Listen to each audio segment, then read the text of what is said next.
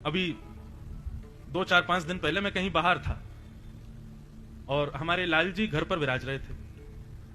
तो अब थोड़ा व्यस्त होने की वजह से फिर कथाएं भी होती हैं इतने ज्यादा, तो फिर 2-4 बालक और हैं ऐसे जो सेवा ठाकुर जी की कर लेते हैं। तो मैं बाहर कहीं गया हुआ था काम से, तो ठाकुर जी की सेवा एक बालक को देख के गया। मैंने कहा भाई तुम बढ़िया प्रेम से करना। अच्छा, नियम है हमारे ठाकुर जी का कि अगर हम कहीं बाहर जा रहे हैं किसी और को सेवा देके जा रहे हैं तो ठाकुर जी को बता के जाते हैं, ठाकुर जी कल से आपकी सेवा ये करेंगे, इसलिए इनको परेशान मत करना, प्रेम से सेवा स्वीकार। और ये मैंने देखा है कि ठाकुर जी को अगर बता के नहीं जाऊं, मैं नीचे से ही बोल के चला जाऊं तुम सेवा कर देना, हम जा रहे हैं, जैसे गए नहीं थोड़ी दूर पे फिर आ जाएगा बोले कि अरे महाराज जी आप जल्दी पधारो। क्यों? ठाकुर जी कभी जो है अपने मुकुट फेंक रहे हैं, कभी मालाएं गिर रहे हैं, कभी गेंद उछाल देते हैं जोर से, मतलब कुछ ना कुछ अब व्यवस्था बनी रहती है। तब से हमने नियम बना ठाकुर जी को बता के जाते, ठाकुर जी आपकी सेवा ये करेंगे इसलिए परेशान मत करना, हम 3 दिन में आ रहे हैं। तो बोल के गए ठाकुर जी को कि ये सेवा करेंगे आपकी।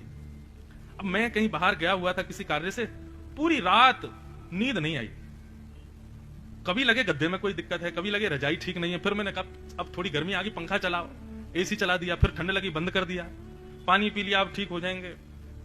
सर भारी भारी सा हो गया तो एक दवाई खा ली, मैंने कहा अब नींद आ जाएगी। 3 बज गए सुबह, नहीं सो पाए, पूरी रात ऐसे निकली। सुबह 6 बजे मैं यही सोच रहा था, रात भर नींद नहीं आई और अब सुबह तक भी मैं हो गया, अभी भी ऐसा नहीं हो रहा है कि मुझे सोना चाहिए।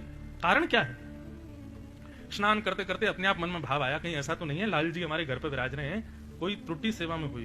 तुरंत स्नान करके मैंने उस बालक को फोन किया जो सेवा में था। मैंने कहा एक बात बताओ, कल रात्रि को शयन में तुमने ठाकुर जी को शयन ठीक से कराया था?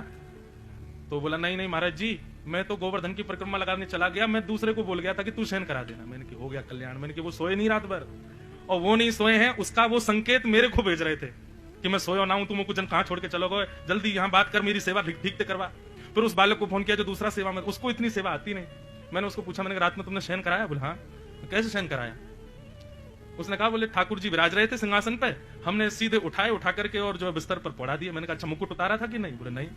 मैंने माला जी उतारी थी? बोले नहीं। मैंने कहा यही तो, मैंने तुम कपड़े पहन के सो जाओ, पूरे जो है 3 पीस पहन के सो जाओ, दुनिया भर की सामग्री पहन के सो, नींद आती है क्या? ठाकुर जी का श्रृंगार नहीं बढ़ाओगे कैसे सोएंगे? तो वो अनुभव हुआ।